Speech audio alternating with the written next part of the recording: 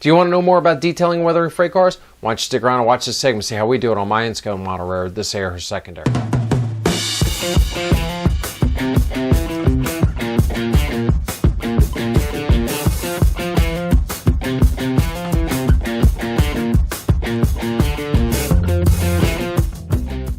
Hello everyone, Joe from Central Jersey Conrail and in-scale. Welcome back to the paint shop. So this month on the paint shop, I'm going to be working on some Autoracks. Now, if you're doing any kind of modeling of New Jersey with the railroads, you have to feature the automotive industry. New Jersey had a lot of assembly plants. We had Mawa Ford, we had Edison Ford, we had GM in Linden, and we also had GM down in Ewing. So it's vital to show that traffic coming in and out, finished products going in or out, and also automotive parts coming in and out. Mainly they were using the 60-foot auto parts cars or the 86-foot box cars and multi-level auto racks. Another facility that we also feature here in New Jersey is the Doremus Yard up in Newark, and that is where they bring and transload finished automobiles either going to Europe or coming from Europe or getting loaded off ship onto rail cars or vice versa, or onto trucks for local delivery. So, you know, it is important if you're going to be modeling this area, you got to do automotive cars. So now in scale, Microtrains make some beautiful tri-level auto racks. However, they're pricey, to say the least. They are really nice looking cars, really nice running cars. They're also very hard to come by because they do limited production runs. So I wanted to put together a nice train of about 15 to 20 cars, you know, but it was going to be a very costly endeavor. But I found a manufacturer that in-scalers are familiar with, but kind of gets forgotten, and that's Con-Cor. Con-Cor makes a decent tri-level auto rack. The price is right, about 20 bucks per rack, and the detail level is not too bad. You can dress it up, and it makes it really a nice car. So what I had done is I had gone on in-scale yard sale on Facebook and started looking around, and lo and behold, I found a gentleman who was selling a lot of Con-Cor auto racks. He was selling about 15 of them, and when I got them, what I found what he was doing was the first and last car, he had changed one of the wheel sets out to Microtrains, couplers, and trucks, but all the ones in the center were Rapido. So I made the determination that I wanted to tune them up and get them running. So I had taken the task on of going ahead and converting them to body mount couplers, and got a couple of them out and test run them, and really wasn't running good at all. I wasn't happy with the way they were operating. You know, so I kind of put them on the back burner. Then I got a couple 89-foot flat cars from Microtrains for my intermodal train, and I noticed that they'd used a different style of couplers and trucks. They were using a 1090 coupler with a 1033 truck. So the 1033 truck is the Microtrains trucks without the coupler mounted, and then the 1090 is an extended coupler with a long bar. And those cars ran super nice around the layout, you know, even up and down the helixes. So I was like, well, maybe I'll give that a shot. So I ordered a bunch of them, and you'll see in the video we went ahead and we started putting them together and installing them. I did some initial testings, and lo and behold, the Con-Cor cars were running super nice. But there's a trade-off. With the 1090 couplers, they're so much longer that the spacing, I got some comments on Facebook that the spacing wasn't very prototypical. So I then had to, you know, make a determination, and for me, I want to get the cars over the layout. I want it to run really nice. So yeah, I'll take the extra spacing between the cars, and we'll dress them up other ways. Now the Con-Cor cars do sit a little higher, I think, than the Microtrains cars, but there is a way to fix that. However, I didn't undertake that because that was a very huge project. In-scale kits makes a whole new floor for the Con-Cor car, but there's a lot of work involved. You got to cut out the bottom floor, you got to remount them, and you know, that makes the whole car sit down lower and more prototypical. So, you know, that may be a project that I may undertake in the future, but for now I just wanted to get them running. And so with that being said, why don't you sit back and watch the video and see how we put the cars together, and then I'll talk to you afterwards.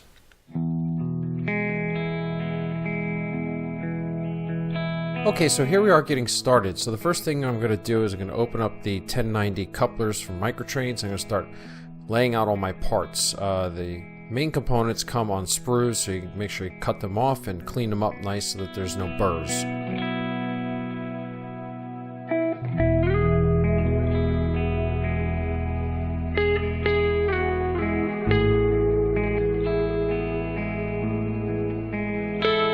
So I just follow the instructions from Microtrains and take my time, lay out all the parts, and don't force anything. As you see here, trying to put that trip pin in, it's not fitting, and that's because it's turned the wrong way.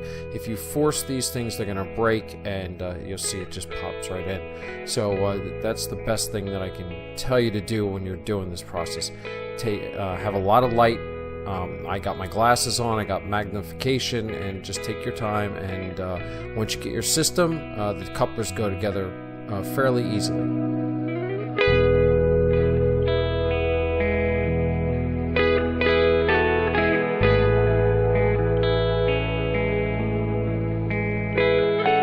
Okay, so here I am getting started putting the couplers on the car. So I put the car upside down on my foam cradle, and you can see the 1090 has a real long extension bar with the coupler on the end like that, and it sits right on top of the 1033 truck. You put the pin in and then put it into the bolster. There's 3 different pins with this set, so I use the one that's appropriate for the hole in the Con-Cor rack.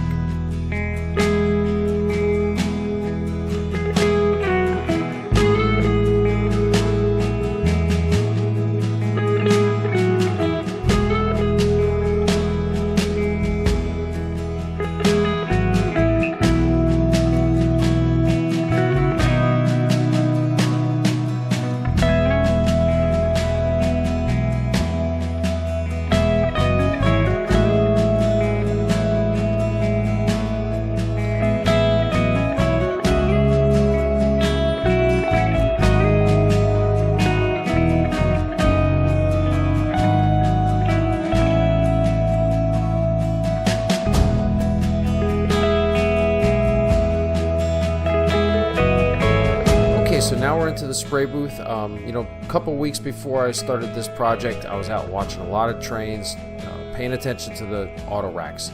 I thought that the rail brown would be a perfect match for the weathering of these cars.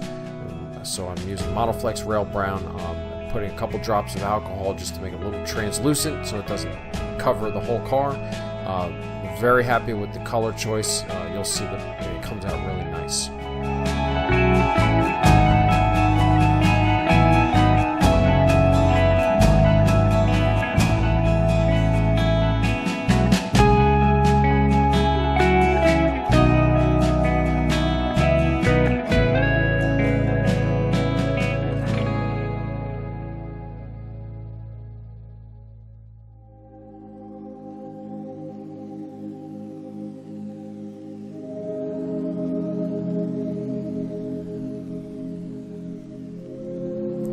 So another thing I was noticing while I was watching these cars is a lot of the cars had replacement panels where they had like a couple panels that were super clean, brand new.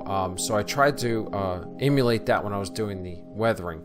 And not in these 2 shots here, but you'll see later what I was doing was masking off areas with masking tape before I started doing my airbrushing to put the base level coating on. And I was very happy with the effect and how it came out.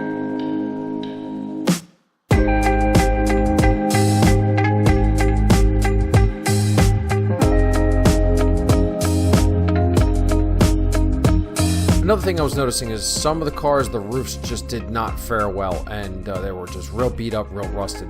But then other cars, the roofs looked really clean and moderately weathered. So I tried to do that as well when I was going through these cars. Some car roofs are really bad, other ones are good.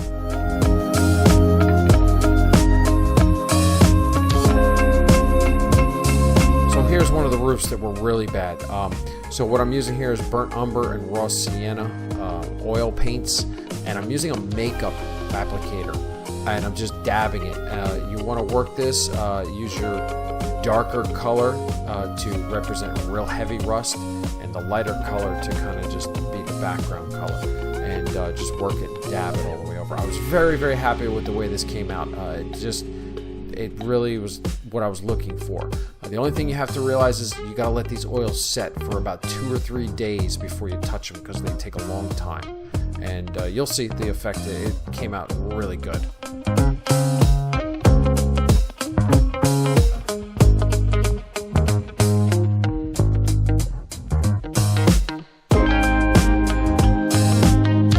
Another thing is, I find that the oils have the tendency to have a little bit of a shine to them, so don't be afraid to add some dull coat on top of it to kind of just dull it down, and it turns out really good.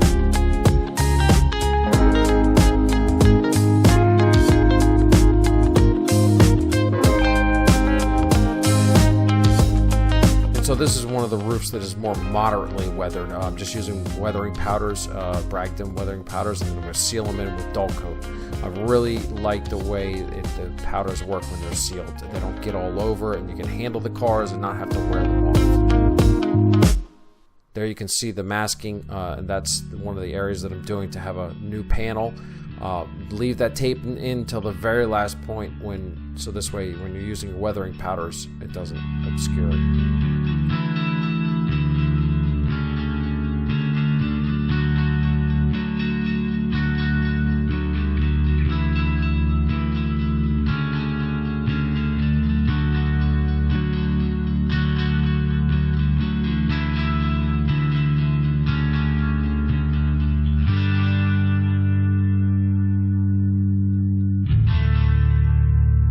There you can see it. Very effective. Really like that. It came out really nice. I did it on a bunch of cars.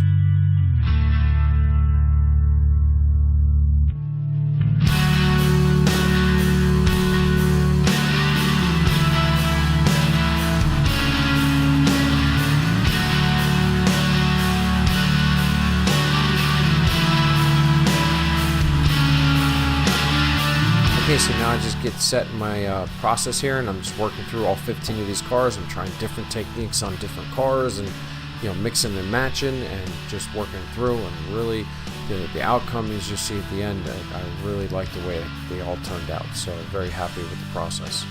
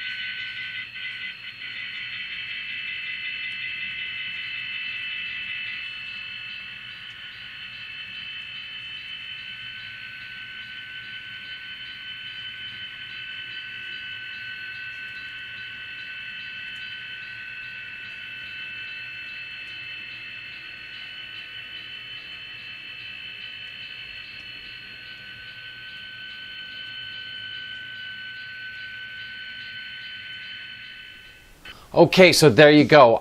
Yeah, I'm very happy with the outcome. You know, I tried a bunch of different weathering techniques. I looked at a lot of prototype photos, and you know, some of these cars really just get beat up. They, you know, from a lot of use, a lot of mileage, and so I tried a lot of different techniques. I used some weathering powders. I used the Tamiya panel line paint that Jim Kay gave me. You know, so they all came together, and I was really happy with the outcome. The other thing is, because of the time period that I model, you know, the late 80s, early 90s, if you look at a lot of railfan videos and railfan pics, a lot of these cars weren't really tagged up by the graffiti artists, so I didn't really want to get involved with that. That's just not my thing. I like them really just the way they are, so that's why I didn't go with the graffiti. But, you know, modern era, you could really dress these cars up with that kind of stuff. Weight-wise, per the NMRA recommendations on the standard weight, I found that these cars were very, very close.